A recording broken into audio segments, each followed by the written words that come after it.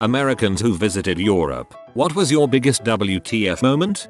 Had a positive what the frick moment in Greece in the Eastern Peloponnese where I saw a guy walk down to the end of a pier and throw an actual fricking trident into the Aegean and pull out a wriggling octopus. Dude walked up the beach and handed it over the deck railing to a chef.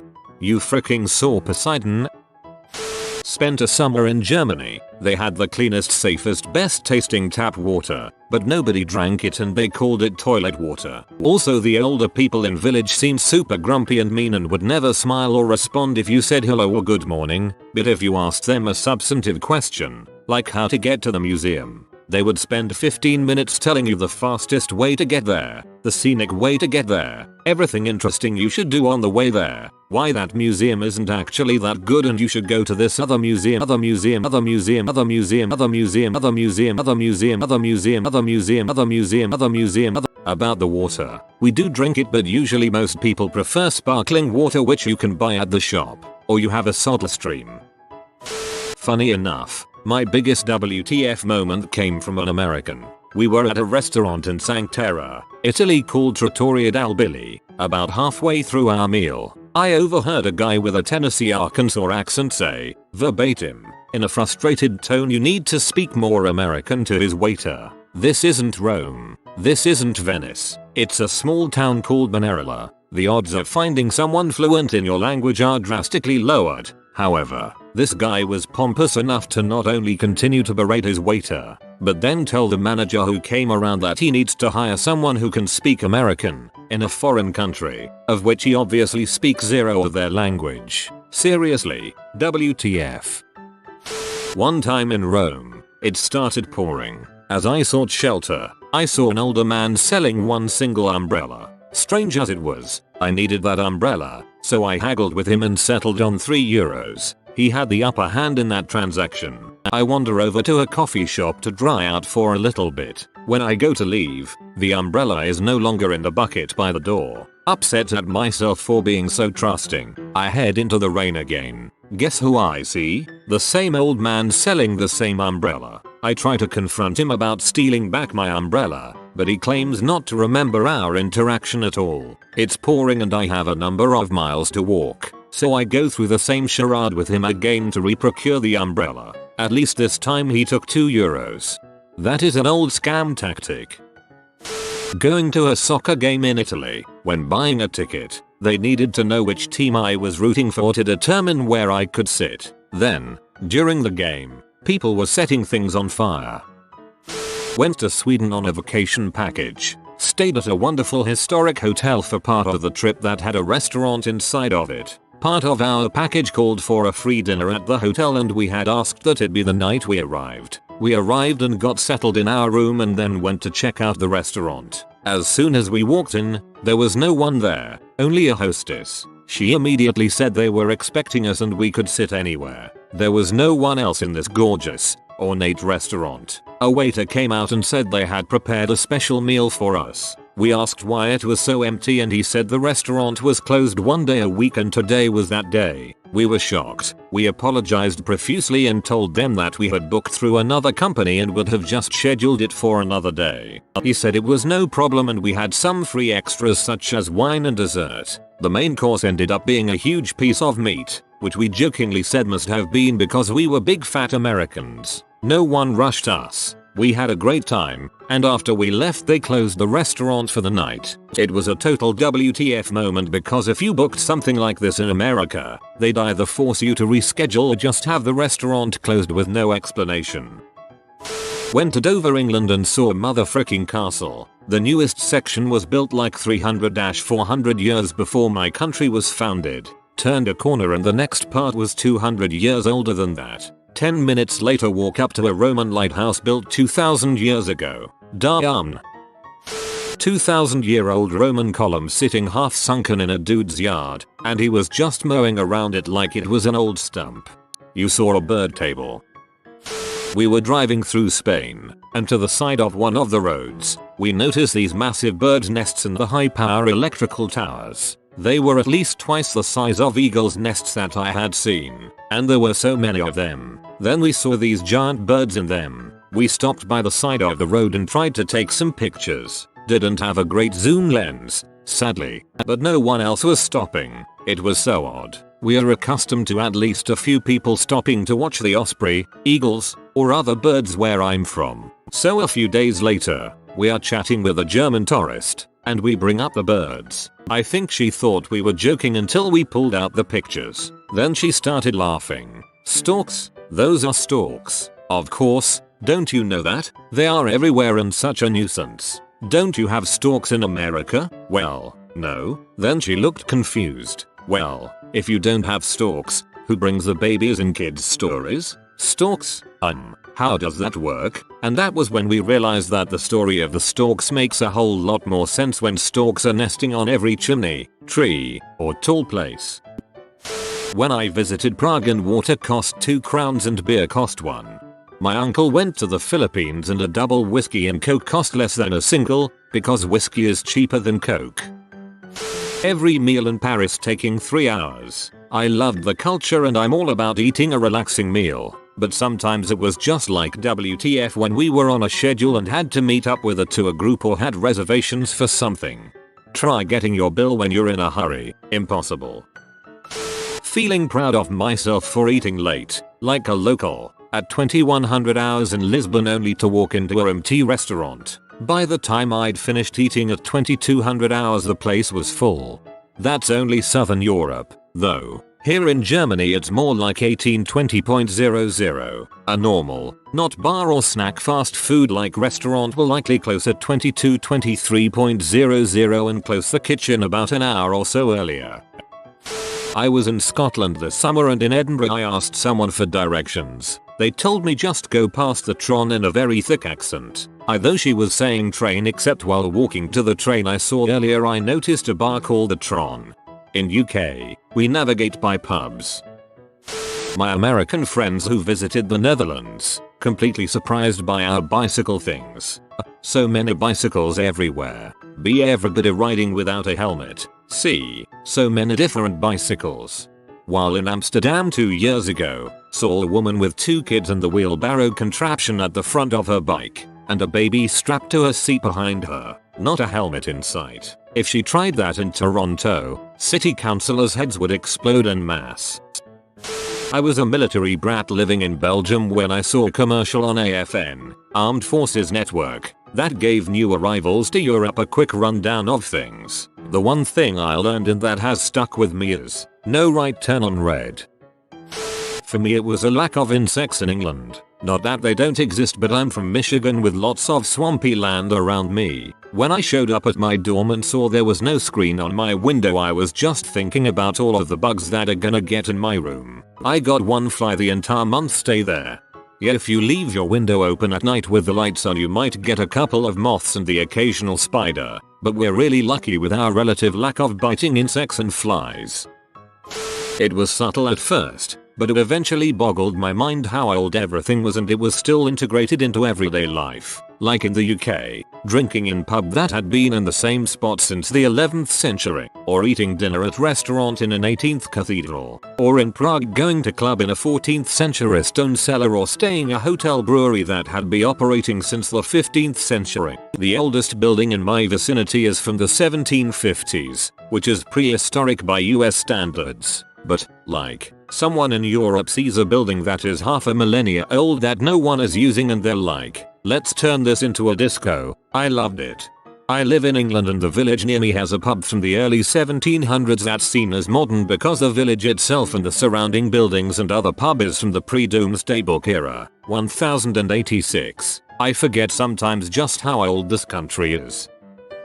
I lived in Germany for 8 years from 1992 to 2000, ages 4-12. I didn't realize it until I moved back to the States, but there were recycling bins on every street corner. It wasn't just a green bin then a trash can, it was a giant blue bin. One section for green glass, one for brown glass, one for clear glass, one for plastic, and one for paper. Oh, and going to a German school, students took public transit. There wasn't such a thing as a school bus.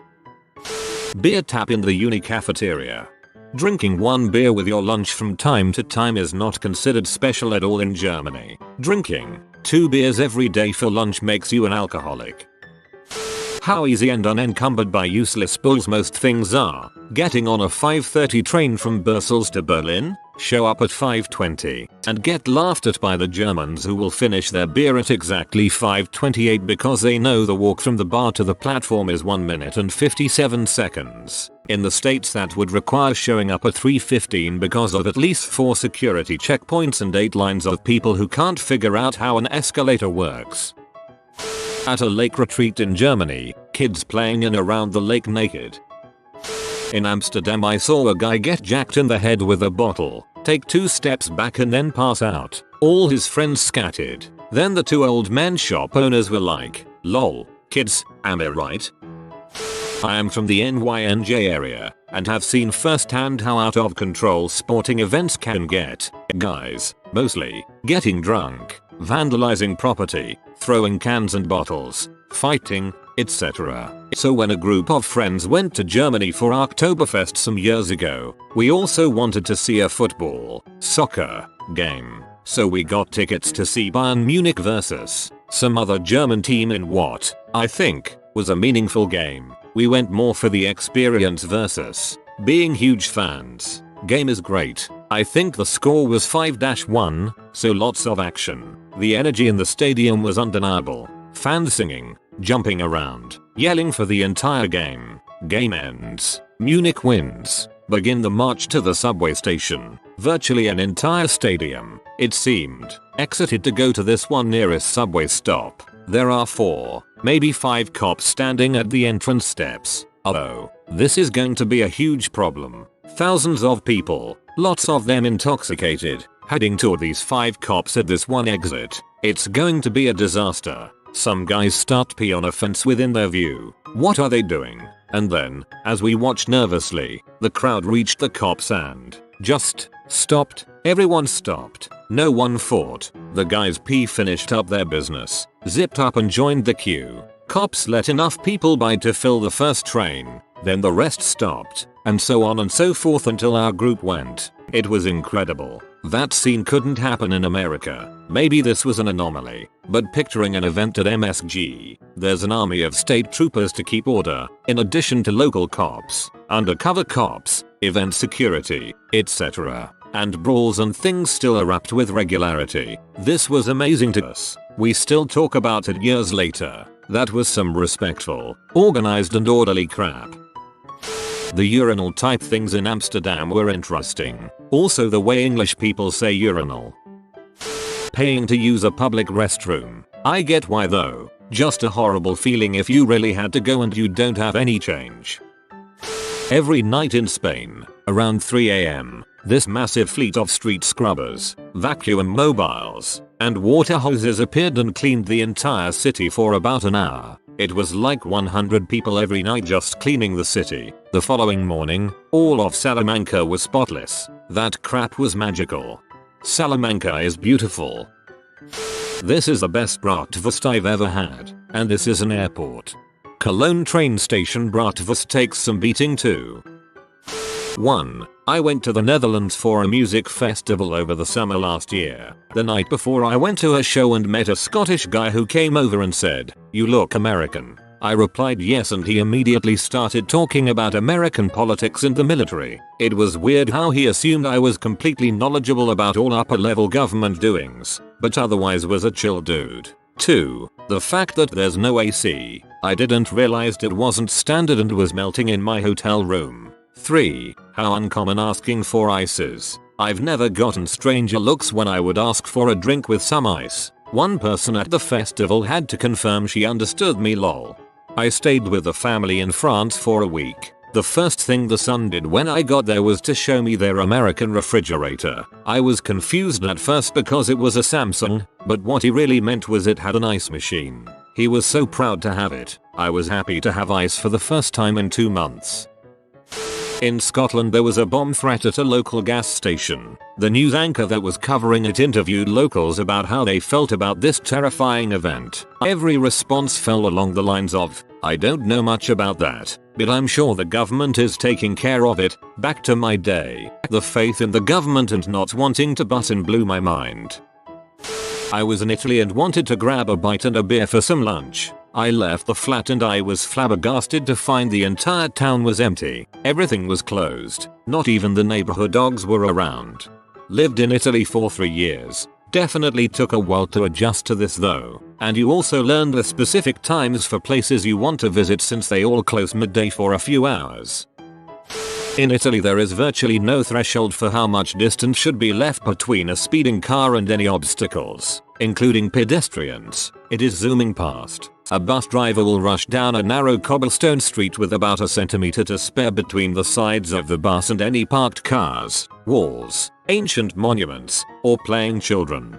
At a pedestrian crossing in Italy, if you approach cautiously and hesitate waiting for cars to slow down for you, you'll get nowhere. You have to just walk out there like you own it and then they stop. The scooters just drive around you. The locals know this and barely even look before crossing, but it's scary as crap for tourists. I was in Spain as an exchange student. I had bronchitis after the flight. My host family took me to the OR, which gave me a pill that eliminated the illness entirely under 2 days. I slept, woke up 100% better. It was banned in the USA. I wish I could recall its name. In Spain, everyone appears to be very thin, yet I swear eats a loaf of bread a day. The Spanish are quite active. Even the elderly will go for their evening strolls. I love Spain.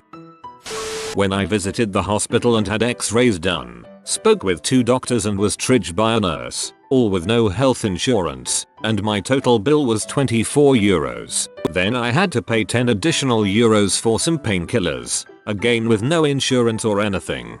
I will never understand Americans being so opposed to universal healthcare. The fact I can pay a few quid a month into the NHS and not worry about choosing between getting food or getting treated for an illness is one of the best things we've ever done in the UK. Not American, but Canadian. First time I went to Ireland. I go through customs and the agent says to me, business or personal? Personal. Oh yeah, what's up? Visiting the in-laws. First time in Ireland. Yes sir. Feckin' A. Well, why ya standing around? Go get pee. What part of Ireland were you visiting?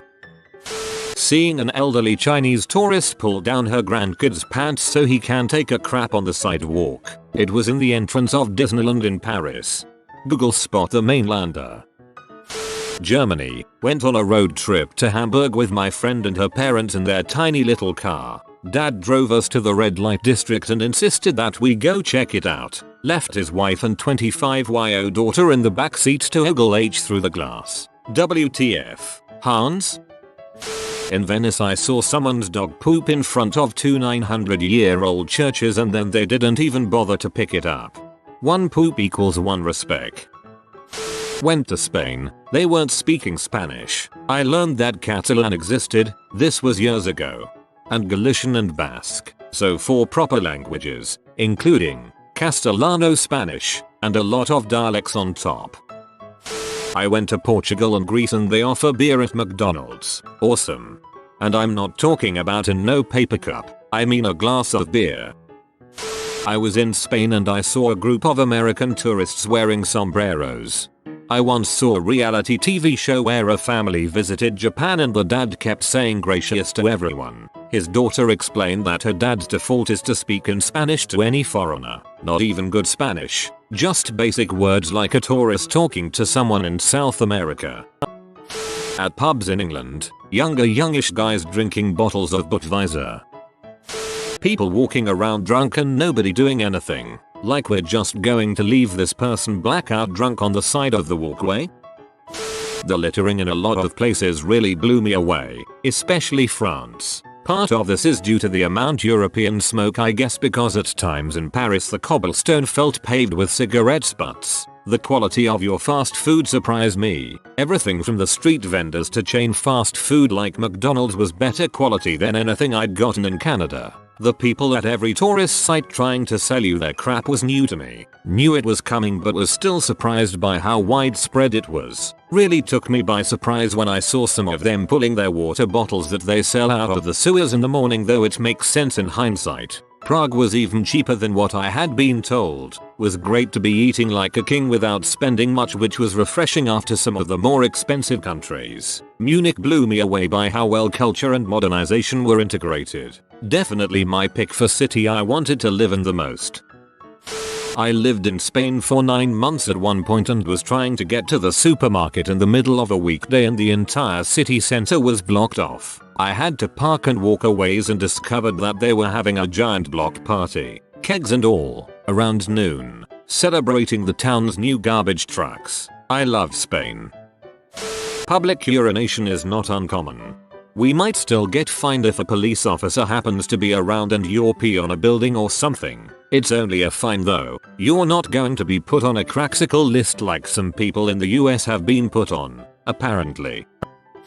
You've been visited by the good policy grandpa. You will be blessed with good economics and healthcare, but only if you comment sleep well burner. If you are new to the channel, you can subscribe. I publish new videos every day. Until then, check out another video, or don't. Either way, have a great day you magnificent people.